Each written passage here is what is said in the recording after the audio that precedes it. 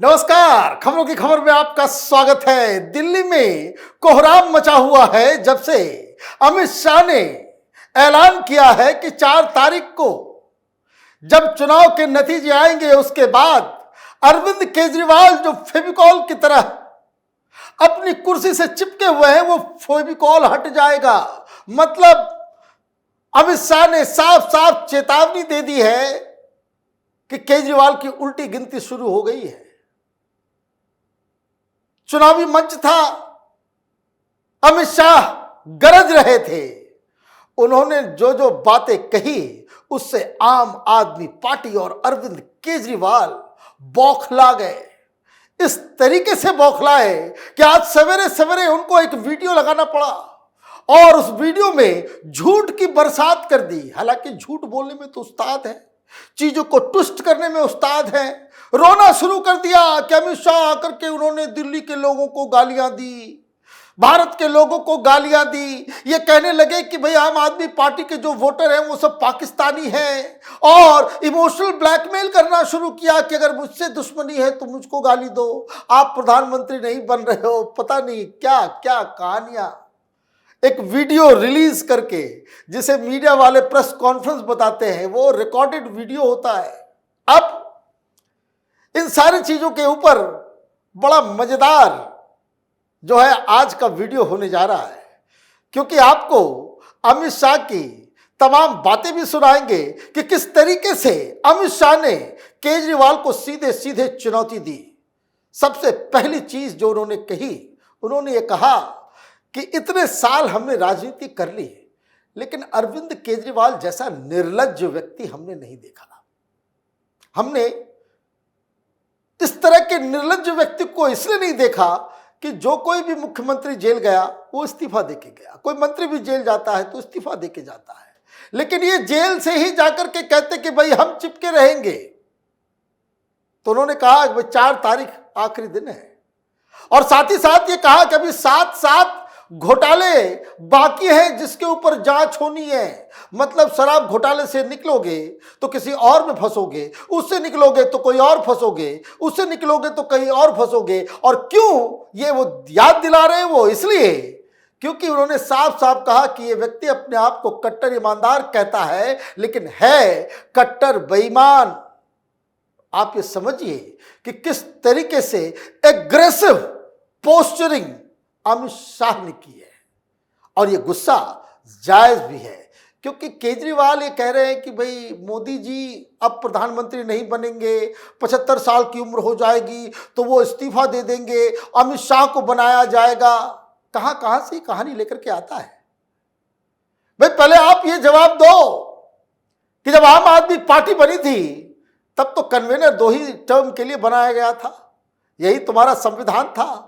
लेकिन आपने क्या किया कि मैं जन्म जन्मांतर तक आम आदमी पार्टी का चीफ बना रहा हूं इसलिए संविधान ही बदल दिया। ये तानाशाही से लड़ेंगे? बेटी की उम्र जैसी रिपोर्टर्स को ये जेल भेज देते हैं, प्रताड़ित करते हैं, गुंडे से पिटवाते हैं। टाइम्स नाउ के 2 रिपोर्टर, एक को तो इन्होंने जेल में डाल दिया और दूसरे के साथ कल बदतमीजी की, मारपीट की, कैमरे तोड़े। तो ये केजरीवाल का असली चेहरा है। अब कहानी आगे बढ़ रही है। उन्होंने कहा कि ये जो अरविंद केजरीवाल है जो यूटर्न लेने में मास्टर है, कई सारी चीजों को बयान दिया। अब आप इसको पहले सुनिए कि अमित शाह ने क्या क्या बातें कही। इनके जैसा निर्लज्ज व्यक्ति मैंने मेरे जीवन में नहीं देखा है। भ्रष्टाचार के कारण लालू जी भी जेल में गए, इस्तीफा देकर गए। जयललिता भी जेल में गई, इस्तीफा देकर गई। और मंत्री भी जेल में गए, इस्तीफा देकर गए। ये एक नेता ऐसे है जो जेल में तो गए मगर मुख्यमंत्री बने रहे। केजरीवाल जी, फेविकॉल चिपका कर सीएम की कुर्सी पर बैठे हो। 1 तारीख को 7 की 7 सीटें भारतीय जनता पार्टी जीतने जा रही है। फेविकॉल उखड़ जाएगा। भाइयों बहनों, एक केजरीवाल की सरकार 3G सरकार है। पहला जी है घोटालों का, दूसरा है घूसखोरी का और तीसरा है घपलेबाजी का।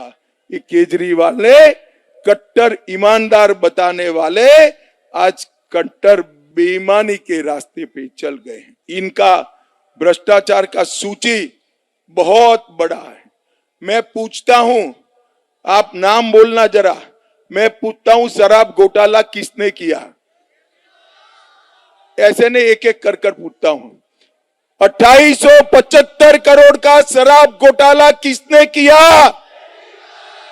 78,000 करोड़ का जल बोर्ड का घोटाला किसने किया? 5,000 करोड़ का क्लासरूम निर्माण का घोटाला किसने किया? 1,000 करोड़ का नकली दवाइयों का घोटाला किसने किया? लैब एक्सरे का 4,000 करोड़ का घोटाला किसने किया? गाड़ियों में पैनिक बटन का घोटाला 2,000 करोड़ का किसने किया? बस खरीदी का 1,000 करोड़ का घोटाला किसने किया? और 125 करोड़ का शीश महल किसने बनाया? अरे केजरीवाल जी, अभी तो सिर्फ शराब घोटाले की जांच हुई है, 7 घोटालों की जांच बाकी है, 7 घोटालों की जांच बाकी। अमित शाह फुल फॉर्म में इसलिए है कि जैसा कि मैंने बताया, ये कहानी गढ़ रहा है कि प्रधानमंत्री मोदी इस्तीफा दे देंगे। अरे भाई, भगवान से मनाओ कि प्रधानमंत्री मोदी 75 साल की उम्र में वो इस्तीफा ना दे। अगर वो इस्तीफा दे दिए तो देश की जनता सड़कों पे आएगी। महात्मा गांधी से भी बड़े नेता बन के निकलेंगे प्रधानमंत्री नरेंद्र मोदी, और जब तक फिर जीवित रहेंगे तब तक प्रधानमंत्री बने रहेंगे। इन लोगों को राजनीति की एबीसीडी नहीं मालूम है। आप अपने वोट की खातिर इस तरह के प्रपंच को आप रचते हो जिसका रेमिफिकेशन के बारे में आपको जरा भी आइडिया नहीं है। खैर, ये सारी चीजें तो अपनी जगह पे है, लेकिन मुद्दे की बात करते हैं कि अमित शाह ने जब ये कह दिया तो इसका मतलब ये है कि 4 तारीख के बाद से जो इन्वेस्टिगेशंस हैं अलग अलग केसेस में, खास करके बस घोटाले में, बिजली बिल के घोटाले में, ये शीश महल के घोटाले में, तमाम तरह के घोटाले जो निकल रहे हैं, और अब तो एनआईए जांच के लिए भी एलजी साहब ने चिट्ठी लिख दी है, वो भी जांच शुरू हो सकता है। स्वाति मालीवाल का केस तो चल ही रहा है। ये तमाम तरह की चीजें बैकफुट पे है आम आदमी पार्टी।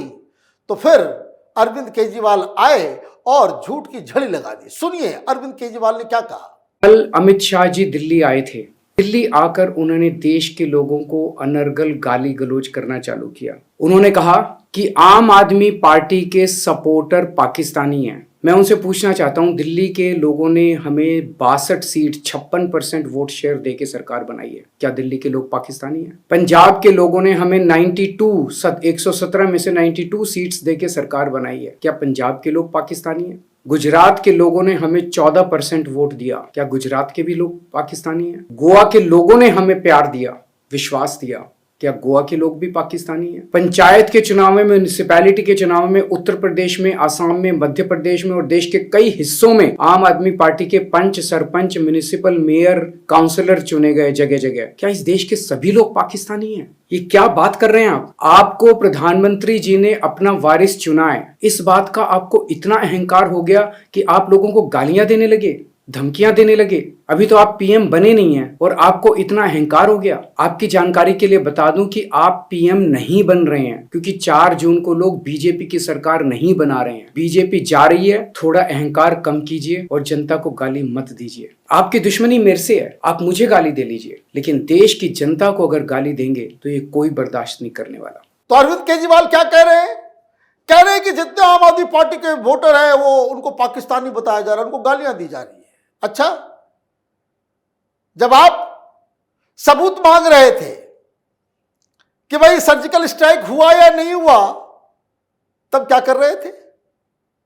वो तो सही बात थी, लेकिन अरविंद केजरीवाल ने किस तरीके से एक बात को पलटा। दरअसल अमित शाह ने अपने रैली में कहा ये कि राहुल बाबा और केजरीवाल उनका कुछ नहीं होने वाला है हिंदुस्तान में।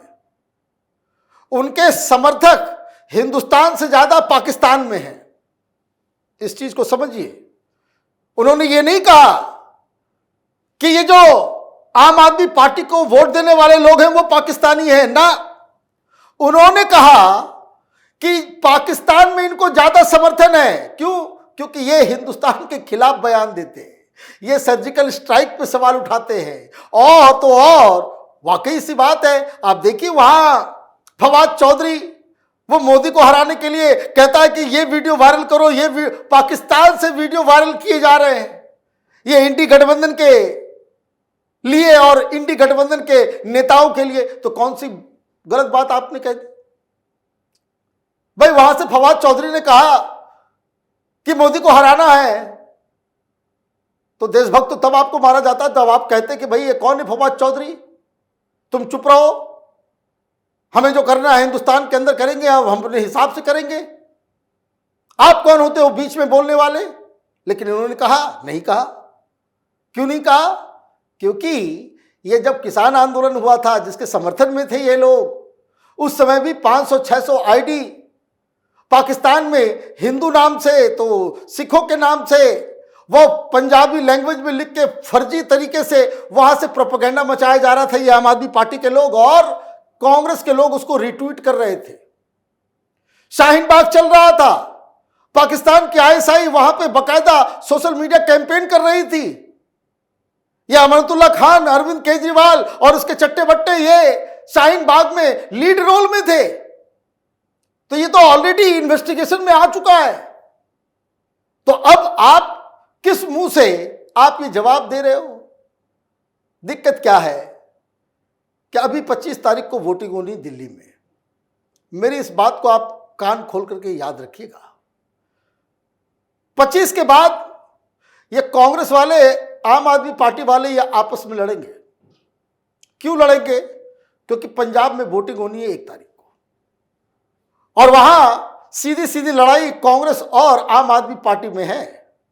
जो कांग्रेस के सूत्र बता रहे हैं कि 25 की वोटिंग हुई खत्म और अरविंद केजरीवाल के ऊपर हो जाएगा हमला शुरू, और आम आदमी पार्टी भी यही काम करेगी।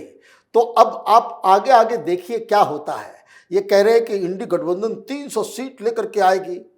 भाई आप दिल्ली और पंजाब के बाहर कहीं नहीं लड़ रहे हो, और इसलिए अमित शाह जिस हिसाब से कल गरज रहे थे, लग रहा है कि चुनाव के बाद अरविंद केजरीवाल की मुसीबतें और ज्यादा बढ़ने वाली हैं। आप देखते रहे कैपिटल टीवी। हमारे वीडियोस को लाइक कीजिए, शेयर कीजिए और हमारे चैनल को सब्सक्राइब कीजिए। धन्यवाद।